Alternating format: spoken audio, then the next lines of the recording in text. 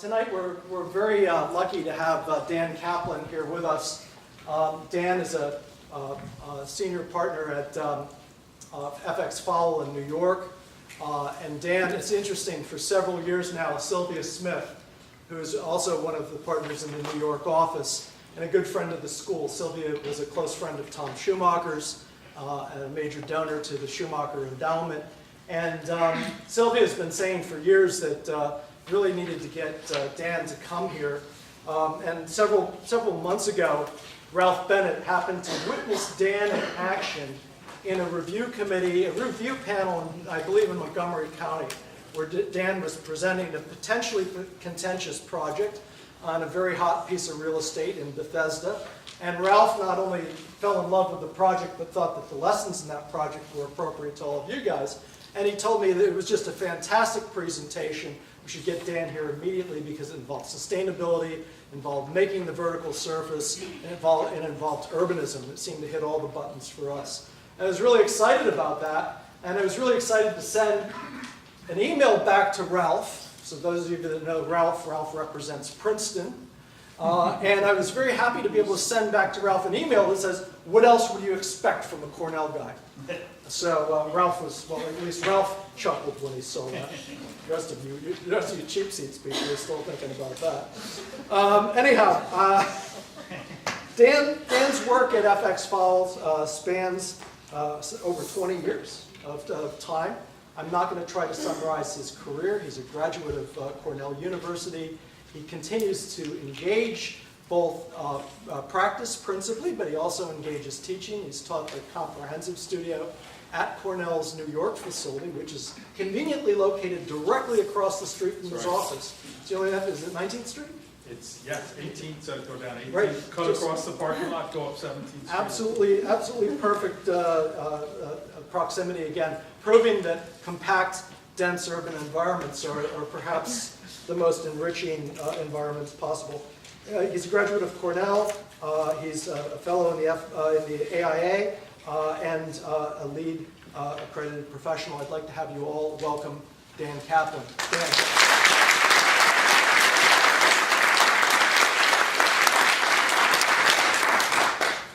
So I'll see if I can turn this on. Is it on? Can you guys hear? Sure, yes. Excellent. So I think Sylvia was trying to get me to come down here so I'd get out of the office. She'd get out of her hair. So, but anyway, it's so nice to be here.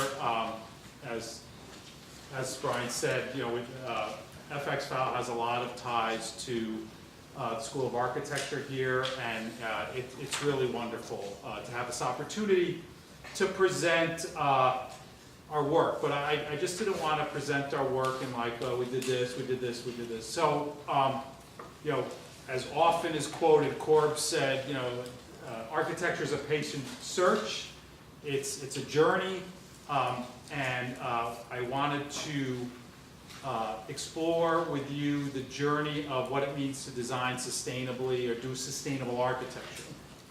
And we had a sort of, on that journey, had a came across this very, very good roadmap. A woman named Susanna Hagen wrote this phenomenal book called Taking Shape about 10 years ago. She teaches at the AA. She's brilliant. Reading the book is sort of like, you know, I tried reading, it was a major flashback to reading Mathematics of the Ideal Villa. You know, you got to read it like 5 times. About the 5th time you go, I think I understand what she's trying to say. But it really is very dense, very rich, and really summarizing it, she says that there's basically 3 levels of sustainability. The first, like the prerequisite level is called symbiosis. That's what she calls symbiosis, or efficient systems, or sometimes she refers to it as good guts, you know, that the insides of the building, that the systems are efficient, they're effective, they work with the greater whole. Then the second is differentiation. Differentiation is a category like, well, the South is different than the North. You know, the building starts to look beyond its own self to the context and to really respond to the environment outside. And the last is visibility.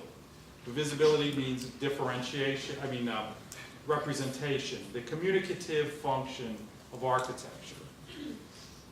So, this is sort of, relates to those three levels. It's sort of the id, the ego, and the superego. Of course, my favorite is sarcasm. But you need the prereq level. You need that base level performance, to hunt, and you need the hunt to have enough food to have sarcasm. So it's like, it's a tiered level. So when we first started out, it was 4 times square. It was the first real major effort of the firm. I was the project principal on it, but in the late 90s. But we were all thinking about sustainability at that point. And really, it was all about the first level, symbiosis. And really, it was good systems, it was good functions of the building. It's all those things that lead sort of tracks, the performance, the low energy, the low volatile organic compounds that help the air.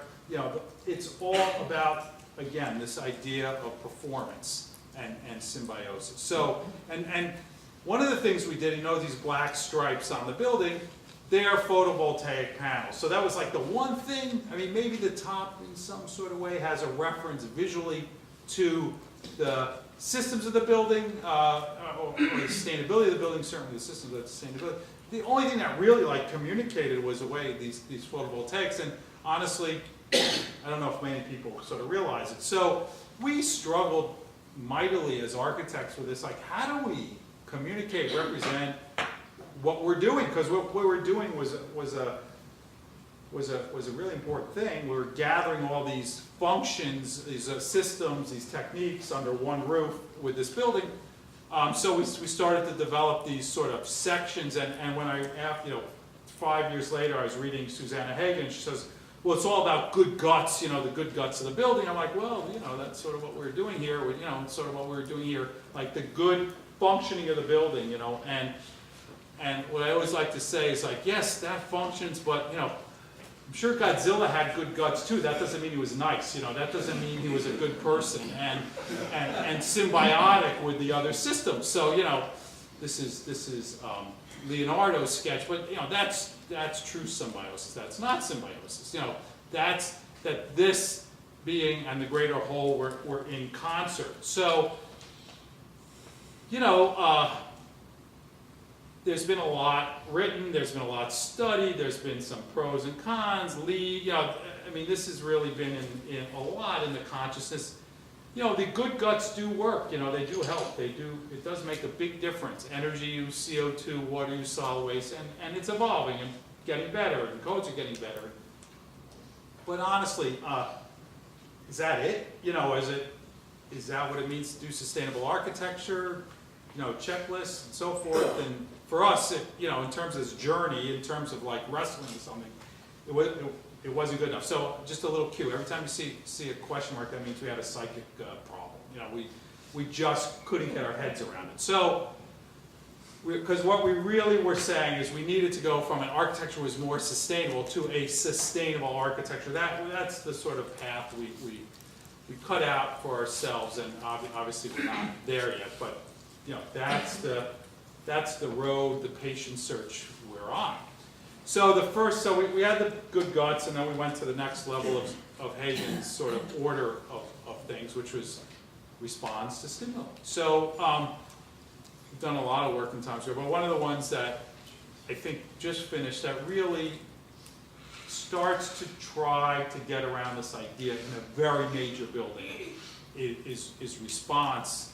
And this is the building just when the skin got finished. And the north is to the left, and the south is to the right, and the New York Times building is to the right, and another Architectonica building is to the left. And the building basically has this two-faced approach where the south is much more normative and glazed and rejects the sunlight and sort of refers urbanistically to the sort of texture, and the north is much more about the entrance to Times Square and is more openly glazed and transparent.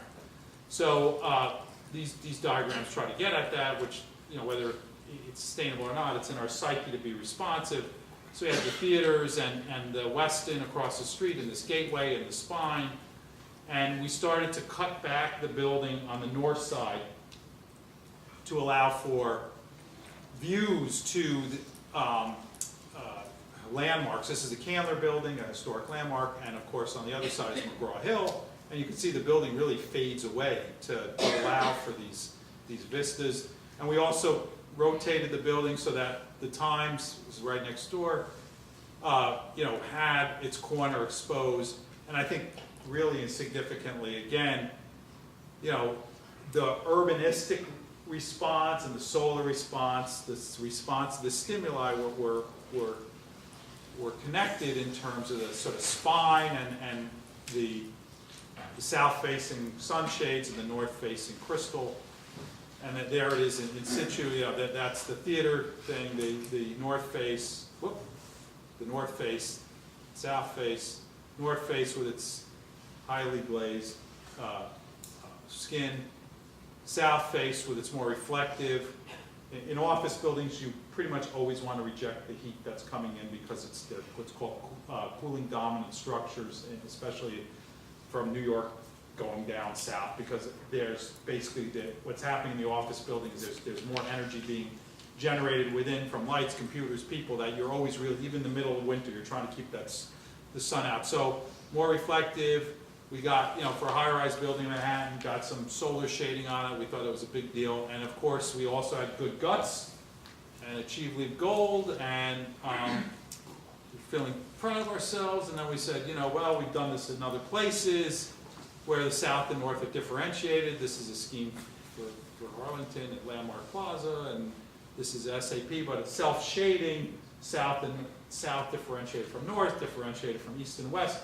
And okay, but is that, they're like, is that it? Does that, so we have the good guts and we have the response, which I'm not trying to downplay it, and it's hard to do, but it's still intellectually, and I don't think that makes for a sustainable architecture, So then I think you have to get into the third level, which is representation. I love this photograph. It's always, I think it was in the New York Times about the greening of the United States, and so of course the great hero in representational green architecture is Ken Yang, and he's one of our heroes, and we're like, of course, everybody gets it.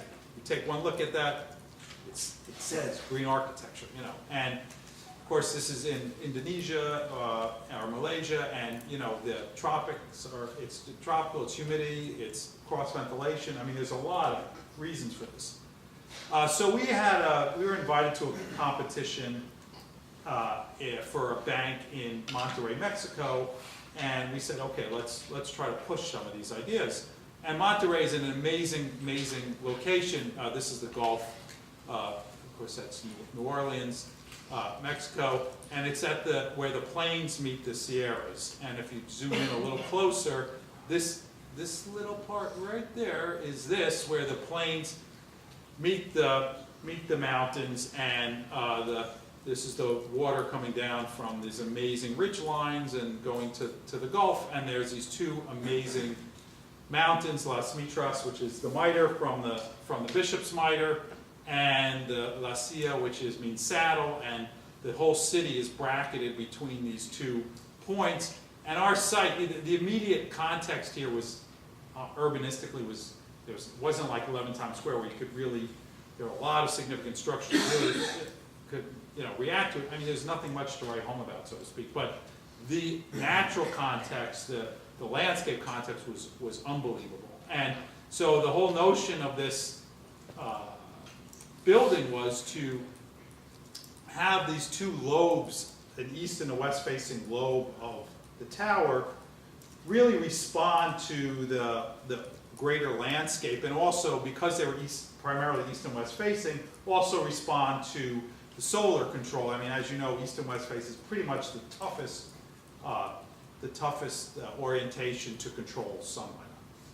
So we came up with this idea of the lobes at each hemisphere, if you will, would respond to this beautiful topography and be like a unity of landscape and architecture.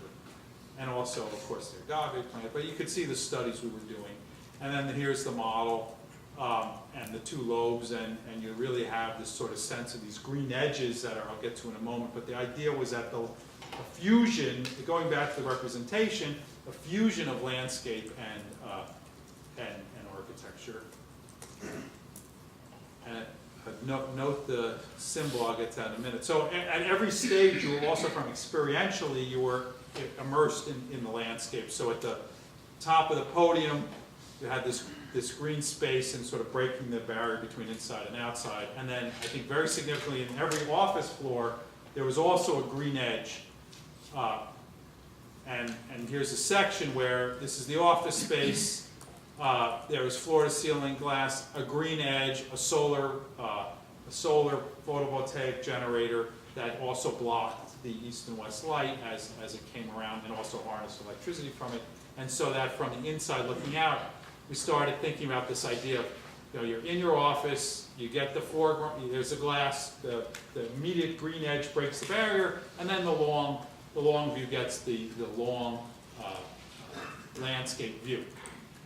And of course, at the top makes even more sense, where the tops of the building become crowned with greenery. So at each step of the way, we had an interaction with landscape, and then we start, which means that you really have to plant the buildings, and then we started really working closely with landscape architects and really treating plant material as a facade material. And I'm sorry I don't have it. You can sort of get this idea, this red bougainvillea actually was a flame that was not dissimilar to the flame of Santander, where my sense, my sort of fantasy was that as you were in the, let's say you were at this level in your office space and you went hiking over the weekend, you maybe saw the same plant that took place out there right at the foot of your window. But we looked at all native plants and really, or local plants I should say, and really treated that as part of a facade material so that it would grow and change. And so we had, to Hagen's 3 levels, we had good performance. This is the sort of, whenever you measure performance, you have to establish the baseline. A lot of times it's established by law or by LEED, by their rules. This is by LEED rules, which is ASHRAE 90.1, I believe. But it says how much, what the energy usage intensity is. And if we just had the all-glass building without any orientation, without any shading, the energy usage would be up here. With the passive aspects, the overhangs, the shading, the plant mitigating the load, it was 15% below the straw, the baseline, and probably about 25 or 30% below the all-glass building. Then good guts, the good systems, brought us down another 10%, and then the renewables, an additional 10%. So you can see you have to go back to the performance. So we had performance, orientation, stimuli response, and then representation. And same thing with water. Won't get into the water, but we were like, okay, good. So we're off and running. So then, even though that basically I was at Banco Santander in like 3 days after Bernie Madoff got arrested, and they had a huge, so the whole thing went down the tubes. I'm not sure whether they built the building or not. We didn't get selected, but we kept going with the research, and we started thinking about unitizing the wall, and there was a local AIA competition about how do you do a sustainable wall, and we worked with Thornton Tomasetti on energy calculations, and we did it in-house as well, and really trying to get to this idea, taking the Santander section and trying to really make it unitized, and some of the renderings, sort of North American style steel, and well, at least New York style steel and concrete, and a unitized curtain wall. And this was a very important drawing because it was again getting back, this is a fantasy drawing overlooking Central Park, but it started breaking the barrier between inside and outside. So you had the shadow of the PV, and then an area where there was daylight, and beyond this it was tempered daylight. then the glass, then the foreground of planting, then the long view of planting, and then architecture again. So we got into this layering.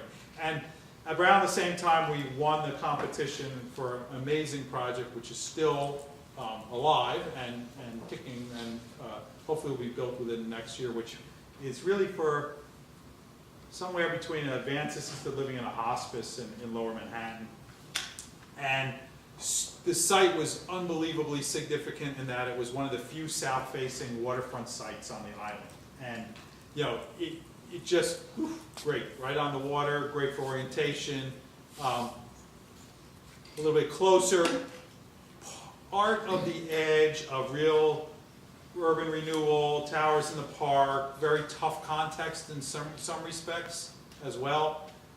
There's very hard context, but had this little clue waiting for us about 3 blocks up, which was a historical tuberculosis hospital that was all about access to light and air and transition zones. It was sort of like a proto version of our little responsive wall. So this is the program. I won't get into the details of it, but there's basically a podium with all sorts of functions, and then the hospice rooms above, and crowned with a ambulatory and an assembly space. So I'm really going to concentrate on this area.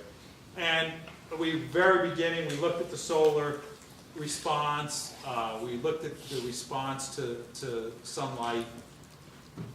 Put it in Ecotect. Of course, in the back of our minds was the hemicycle house, which is a right house. That as basically as the sun moved around the building, it would just pick up on different functions inside. And we came up with this curve. So that one of the reasons was that every room faced to some degree south, but also every view had a water view, had a river view. So that was very democratic. You didn't have sort of end of life saying, well, there's people, high-priced folks get the water view, the cheap seats and the non-cheap seats. We think like last room of your life, and you did great and democratic. So we broke the building down to the butterfly base and spine, and the butterfly, which was the rooms, really responded to the flow of the river. The base really to the flow of the traffic on the drive, and then the spine really related to this more dense New York masonry context. So I'll talk about the butterfly.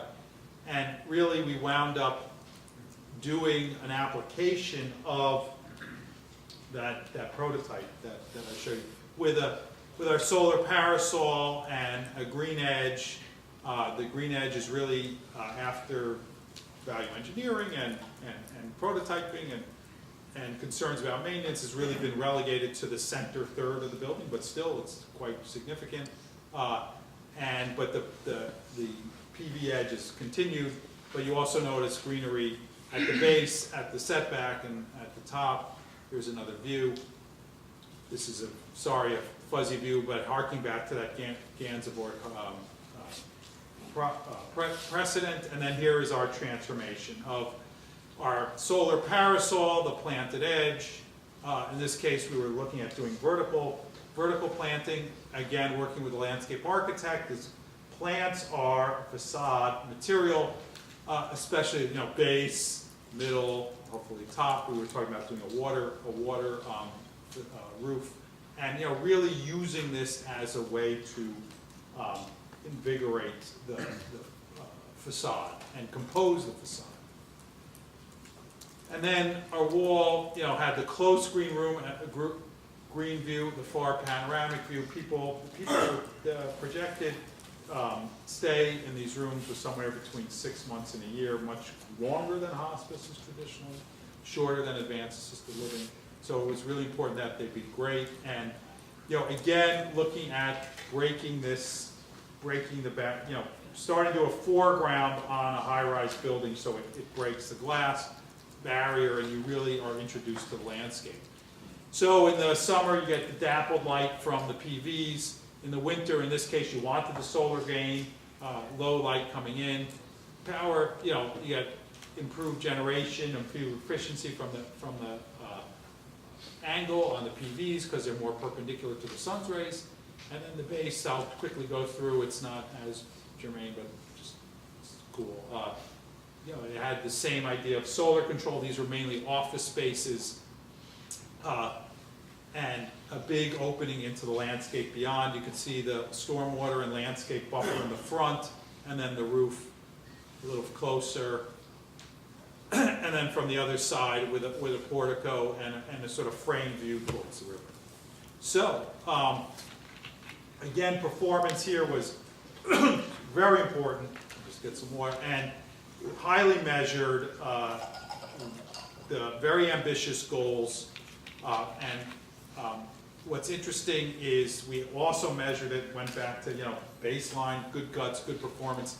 So these are broken down into 3 parts. First is passive strategies, the orientation, the overhangs, the things you get, quote unquote, for free that don't require mechanical systems.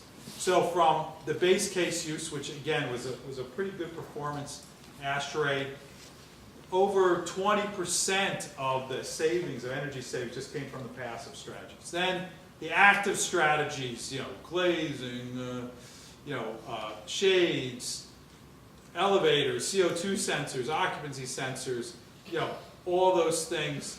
And you can see all this is like highly, you know, you're fighting for every percentage point in these type of exercises. That's taking us down another 13%.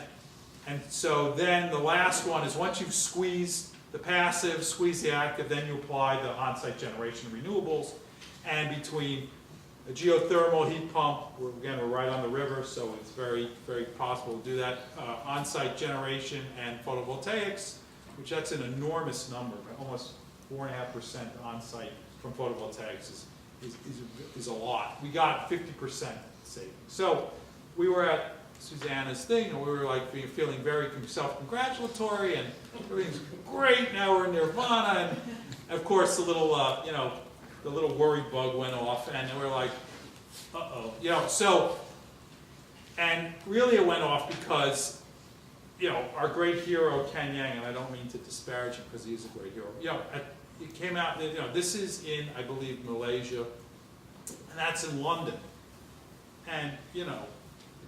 I was like, wow, really? You know, is that? Because I was so excited when he got that big project in London, because I said, oh, well, that's climate like ours. Let's see how he's going to do. You know? And we said, are we any better, you know, ourselves doing a building in Monterey that looks like a building in Manhattan, basically? And, you know, not to beat up on Caesar Pelli either, because his son's a close friend of mine, but it's still, I mean, I don't know.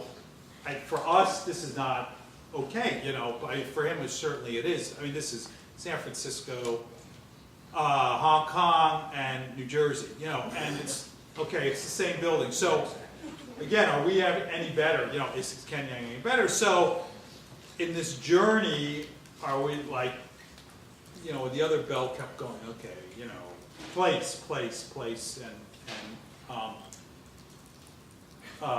so we started looking at culture and climate, and Charles Correa is a great Indian architect. From his writings, basically said, you know, culture and climate, if you really drill down, they're very intertwined. It's, you know, and I was like, you know, picture's worth 1,000 words, so same gene pool, different climatic response, you know, and they're all happy, you know, they're definitely, except for the kid, and I don't know, probably had something, you know, bad to you, whatever, but still, you know, it's the culture, different cultures, different climatic response, same gene pool, you know, so, you know, you have to drill back into culture. So the next opportunity we got, we couldn't avoid culture. This is a picture from the Topkapi Palace in Istanbul. We got this wonderful commission for a high-rise in Istanbul, and you have to be pretty hard-hearted to go to Istanbul and not be overwhelmed by cultural layering. I mean, it's as or even more dense than Rome. I mean, in terms of, you know, the overlay of culture. So it was really a watershed opportunity. And that you were just there, that last photograph, and from there, that's the view of the site. And that from the Prince's Islands, which is these beautiful islands right off of Istanbul, that's the site. So, very prominent, great context, macro context. These are some of the buildings in Istanbul, and depending on how tall it was, it was like going to be one of the landmarks. It was, at a pretty weird site, but it was at a sort of like, a site where we drive down a lot from New York, our family in this area, and it's sort of like when you're driving down 95, it's like the first big building you see in Silver Spring that says, oh, I'm now in the sphere of DC, it's like that type of thing. The airport, their version of Reagan Airport or LaGuardia Airport is right out here, their international airport is outside. So this is like one of the first big buildings you see, and where all the new development is happening. But look, context is, it's a real edge city context. There's some strange buildings around, but there's also a more serious, cultural, architectural context. This is, of course, the Sultanate dome and minarets, and these people who have loved geometry have an amazing appreciation of geometry because there was a prohibition of representation of human form in Islamic art, and you have these unbelievable things. And of course there's Cappadocia, which is this great merging of landscape and architecture, which we were like, okay, this is the perfect precedent. And because the building, that's the building, because the building had these really unusual sky exposure planes that we were very happy to have that as a constraint, we were able to sculpt the building in a way that there was some sort of reference, and really started to say, hey, it's also a marker at the entrance to town, and it's really an obelisk site. So we really took that and celebrated it. And then we said, all right, what's the response, and put that in the ecotech. And this is all about insolation, how much energy is hitting the glass. And again, you want to minimize that. In Istanbul, the climate is very similar to Philadelphia or New York, almost identical. And maybe it doesn't snow quite as much, but it's very similar. So again, keeping the energy off the glass, very important. So higher up on the scale, the yellows are really bad, and the purples are really good. That's north facing. And we actually rotated the building and optimized it before we did anything with the skin to minimize this. And then we started looking at solar response. Of course, as I said, you get kicked out of the AIA if you don't do a building in the Middle East and not have this slide. It's like the Mush Arabia, which is like a great mitigated technique for sunlight and for heat gain and for privacy. And we started thinking about that, and we started thinking about all this amazing sort of fragmented gold, culturally warm gold, bronze. There's a certain, in the East, gold and bronze are more sophisticated. In the West, cooler colors are more sophisticated. So we started thinking about that, and thought of this painting and the fact, this Vienna is sort of the easternmost of the West, and I think there's a lot of that Eastern representation here. We started thinking very West Paco Rabanne, which was basically this golden cloak, this golden, we started thinking about clothing the body of this glass body, and even looking at Andy Warhol. And came up with this idea of a sort of fragmented golden perforated cloak that would take, this is like a slice of the building, that would take this sort of raw glazed building and then put the cloak on it, and then see there's more reds here, so less yellows, more reds, more darker colors, less insulation. And then started working with the wall. This is the curtain wall, so you have underfloor air distribution and a step up, so there's floor to ceiling glass, and this, but then at the same time got a solar control panel on the outside. And then these were some early drawings. So on the south, you have this sort of golden cloak, and the east and west, it starts to dissipate, and this is west, south, northwest, and then on the pure north, it was all glass. So it was really this idea, this other system that wrapped over it. Inside out, ideogram, you know, of these golden, there's the Prince's Islands and the skyline. This is from very close to the site. From the south, from the outside, notice these sky gardens I'll get into in a moment. And then on the north side, you know, the unclothed, the cloak of gold, and then a little closer, and then the sky garden. And, you know, they encourage these social spaces in the building, and you get a zoning relief from it. So we took that and ran with it and created these sky gardens in the sky. They originally were supposed to be sort of halfway between inside and outside buffer spaces. They've morphed into being 2-story high interior spaces, but nevertheless they break the sort of singularity of a high-rise building, and we crown the building with a top of green, and good guts, good performance, tracking to LEED Platinum. My model maker in the office, Miracle, is an ice sculptor, and he made an ice sculpture of it, which I think is wild. And then, but miraculously, they're actually building it in concrete too. And this was taken, you know, yeah, this is 10, you know, that's October 3rd. So, you know, it's getting up there. That's the mock-up of the glass. Those are the sunshades. A little bit closer from the inside, and you know, we're super excited. So we were like, okay, right, we got it, right? No,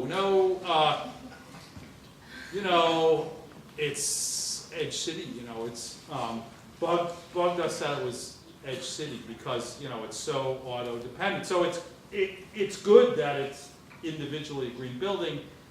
The fact that there's 4 cellars and you know a car park and so forth is not so good. So and now this is not necessarily linear or I should say chronological in our thinking, but we realized even at 4 Times Square that you cannot have truly you know, sustainable buildings go so far. Urbanism is really where the big numbers are at, and so you know what we really want to do is get those type of buildings in urban context. So this is no Photoshop involved. These are 2. This is Orange County, California, and Central Park. You know, this poor like little stream, you know, that just gets gobbled up. You know, but it's right on the county line, land use. So that paradigm, you know, how much CO2 measured, 2 cars, single-family residence versus, you know, Manhattan if you can afford it, but even Brooklyn, you know, multifamily residence, smaller, very important, smaller units, that they're bounded by other units, so you have less exposure, and then, of course, subway, buses, much better. So we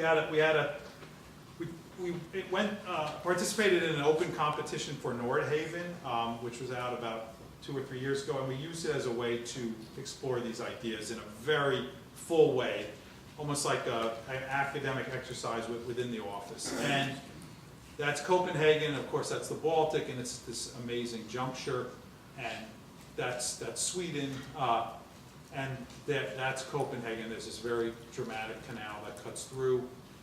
That's the site, and that's the center of Copenhagen, and this is the site over the years, 1600. You know, no problem sort of using the water and going into the water.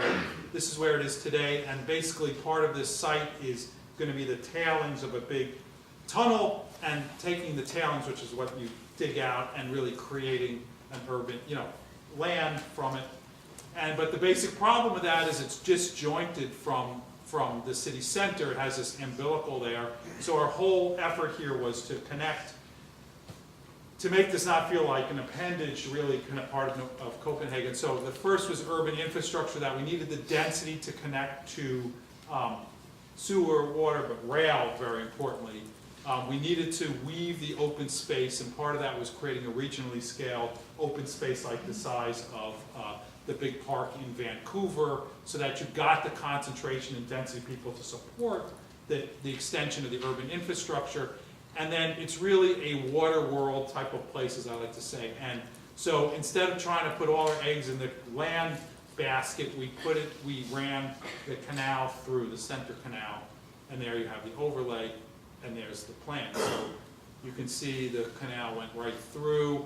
Part of the plan was to relocate container ship, cruise ship terminals, which are very impactful environmentally and otherwise, and put them out here so that they would have this sort of promenade back into the center of Copenhagen.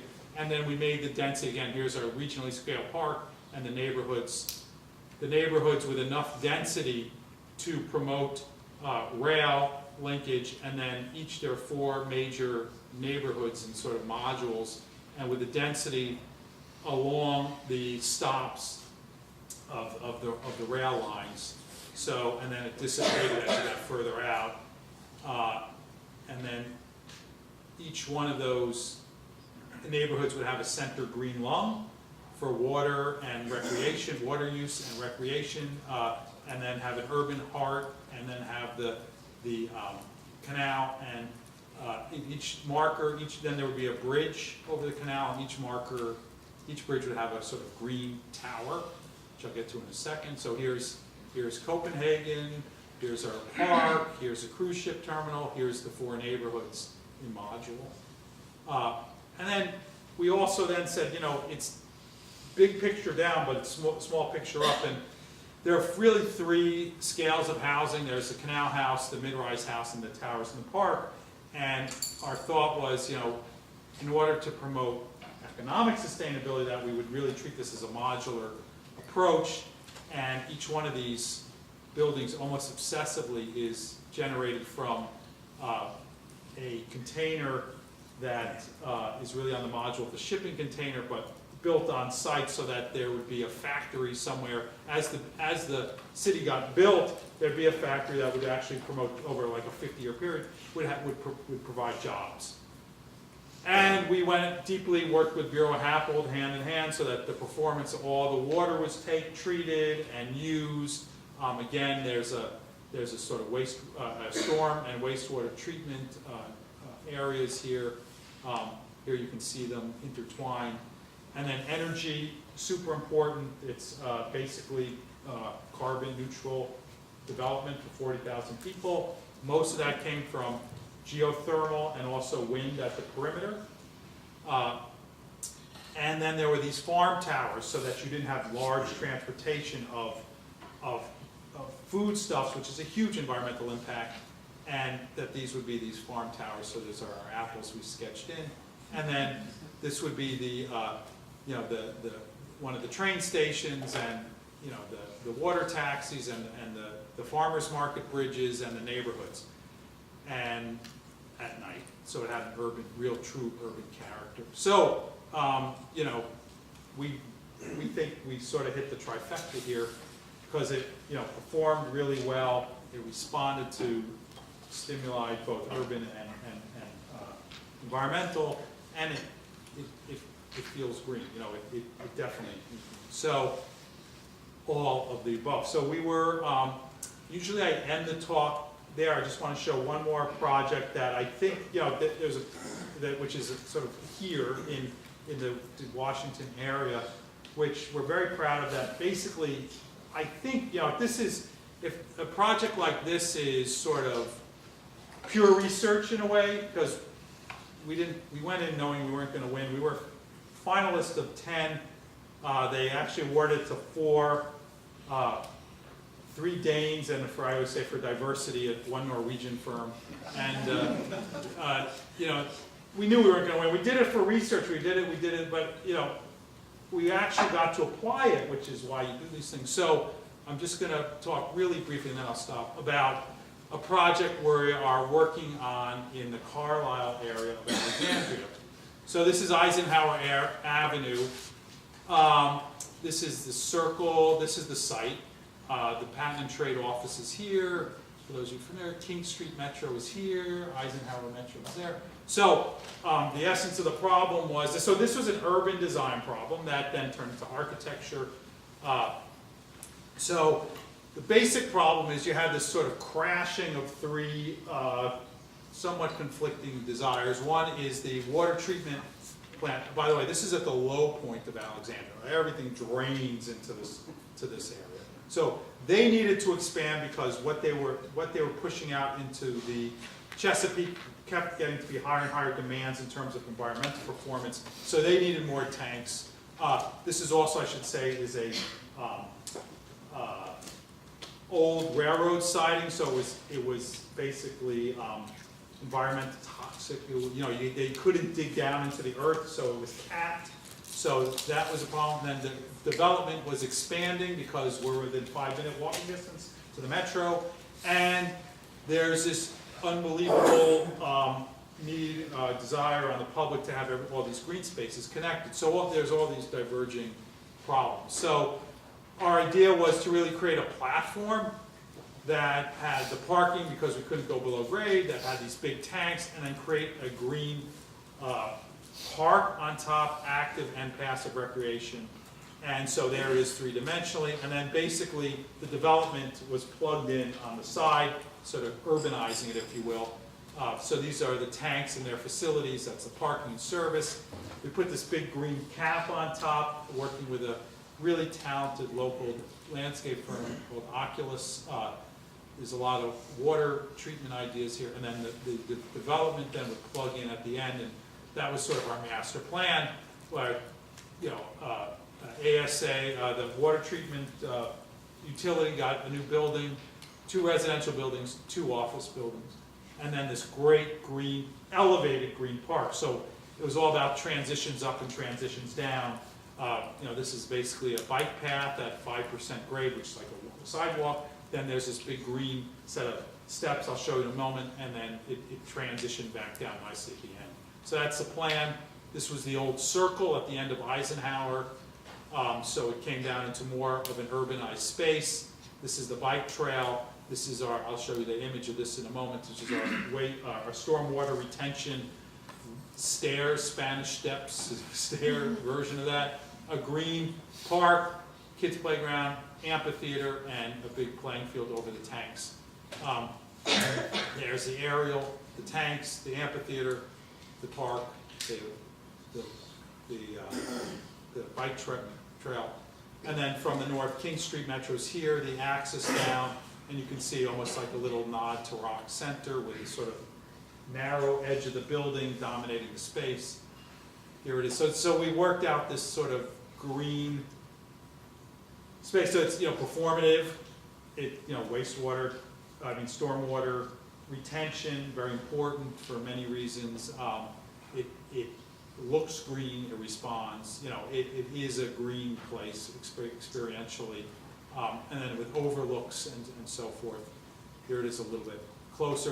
One of the ideas about overlook is that it had a view back towards the district. It would be an event in of itself, and it would also be a sort of public symbol of this huge investment in green space beyond. That's what it's like on it. And then, last 2 slides, and then basically we started designing the first building, which I'll just go back really quickly, is that one, and that one. So, residential building,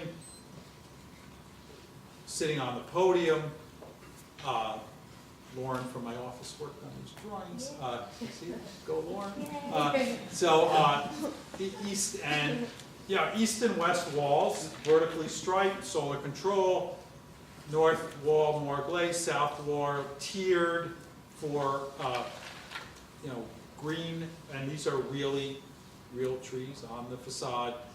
To the south, so they had terrace every 3rd floor, stepping up, a photovoltaic array at the top. And then this big sort of extension of the innards on the pilotis, beyond the pilotis, sort of signifying public realm on top of this elevated park. So there's the elevated park. That's somewhere here's the slope that goes down to the playing fields. And so, I think we maybe not as unfettered as what we did in Nordhaven, but I think it's on to somewhere on the path of, it performs. We're targeting LEED Gold here. It has good, has good guts.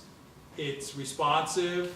The orientations are responsive, and it's communicative. I think in my mind, it feels like a green building. And then, of course, it's sitting in this urbanized context. So with that, I thank you so much for your time, and I would welcome any questions.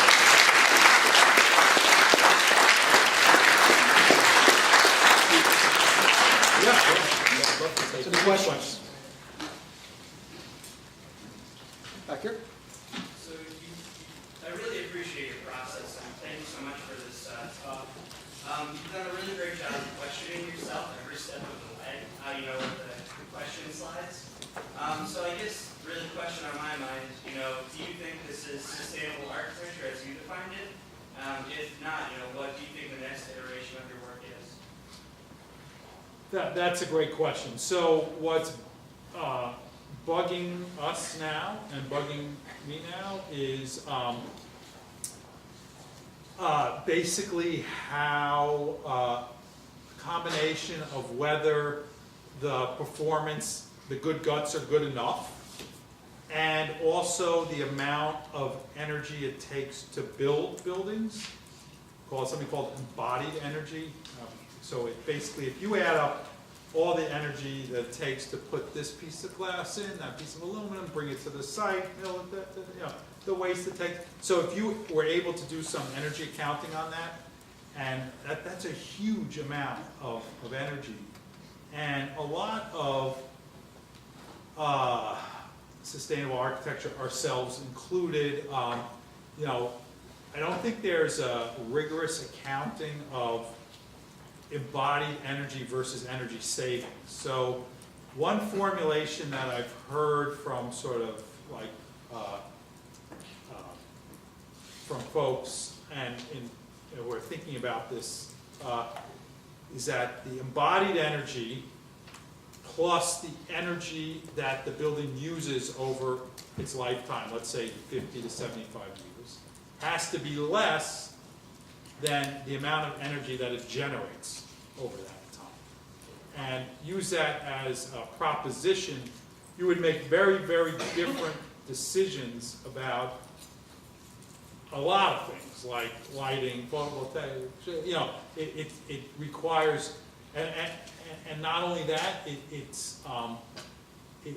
takes, you make a lot of different decisions about how you use and occupy the building, and how forgiving we are as users of the building for things like, I don't know what the temperature in this room is, but it's pretty chilly, and maybe that's good on a day like today because we're getting, hopefully they're not running the air conditioning to get us to this cold even because it's this temperature outside, but we need to be more forgiving as a society in terms of what we're willing to accept as well.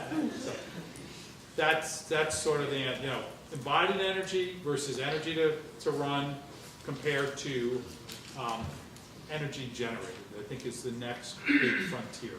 And one last thing on that, which you see a lot of really, really interesting research going on into dense timber structures. Some of the larger firms and forest institutes and things like that are looking at high-rise buildings using, building this size with timber structure, which is a lot less embodied energy. Actually, it's a carbon sink for a huge portion of the fabric of the building. A lot of, you did a lot of work in terms of thinking about how to screen the facade and to reduce the solar gain. And I was wondering, did you explore something like building integrated photovoltaics as screening elements in any of these projects? You mean within the glass? Within the glass? I mean, we did do the screening plane. Yeah, the screening plane. No, not yet. I mean, we did when we first did 4 Times Square. We were looking at we were looking at that, the technology wasn't there. I mean, this is the closest we got. Which, whoops, let's see if I can get to, oh yeah. This is the closest we got, which the parasol, which I think has a lot of problems, honestly, in terms of weight, cost. Here it is. Yeah. Using that as a shape. What I understand is going on now is glass technology is really, there's a huge amount of R&D going into that, and has been, and glass has taken leaps and bounds. And one of the things I understand is going on now is there's sort of been this smart applications going on so that you could screen on, much like a ceramic brick pattern, onto glass, things that, such as photovoltaics, things that such as photosensitive material. We have not researched that personally, or firm-wide, but it seems quite interesting and promising. You know, photovoltaics, I think, need a, you know, I guess I was at some lecture or other where a bunch of big users of I guess it was a green build type of thing where a bunch of big consumers of buildings were there, and they were talking about their green strategies, and the guy from Walmart was there, and they have a very strong sustainability program for their buildings, and they're using fuel cells. They explored using fuel cells, which are great. They're basically, they take natural gas and they crack it. They don't burn it. It cracks it and creates, with very little carbon emissions, electricity and warm water and I think CO2. I'm not sure.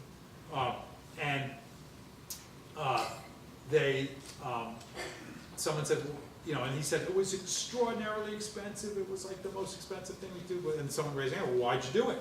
He says, because we're Walmart, because if we decide to do it, it'll drive the price down. And I think it's the same thing with photovoltaics. I mean, photovoltaics sort of are in one of these, ramping up phases, and it's like 2 steps forward, 1 step backward politically all the time. But I think it's a question of research, improving the efficiency and output, and then driving the price point down with more people doing it. So we're very hopeful about photovoltaics, and on some more other recent projects, we've been incorporating them even in a greater way, mainly because of the subsidies. On the Copenhagen competition, how did you and your team decide what green or sustainable urbanism looks like? Were there precedents? Well, I think our approach was really to look at the functional aspects of green, the green lung in the middle of each neighborhood, the water issues, the food issues. If we said if you really took it from what did you want to have happen, and then really look at this modular approach as a way to sort of almost like a beehive, approach. It would, in a way, it would take care of itself. I do think the green farm towers and the green bridges and the parks really give this sort of communicative aspect along with the beehive. But that's really, we just really said, look, I mean, if we did think a lot about it. Whoa, sorry, the whole past is flashing before. This one image I think is. I mean, I don't know that there's that, which is very, it looks green, and then there's the sort of merge of. There's the merge of landscape treatment, human, recreation, form, landscape, architecture, sort of organic growth type. I think that's where we got from the performative side is really what drove us, and it would be unfair, it would be disingenuous, I guess, to say, that these type of forms also didn't have a big part of the thinking that, I think also we were, quoting a little bit of Alto because we were in his neck of the woods, but still it was, I think there is somewhere a fusion there. It's not all straight line. There is an organic portion to it, but it's clearly not something you'd find in nature either. So I think if that was the answer to your question. We have time for one more. I'm noticing some of these projects, these urban projects, especially this Copenhagen one, there's a certain proportion of green space compared to built form. And so it almost looks like there's these like veins or fingers of green space that touches almost every building. And I'm wondering if you all believe that that is more of the goal to reach for this project, or that level of development.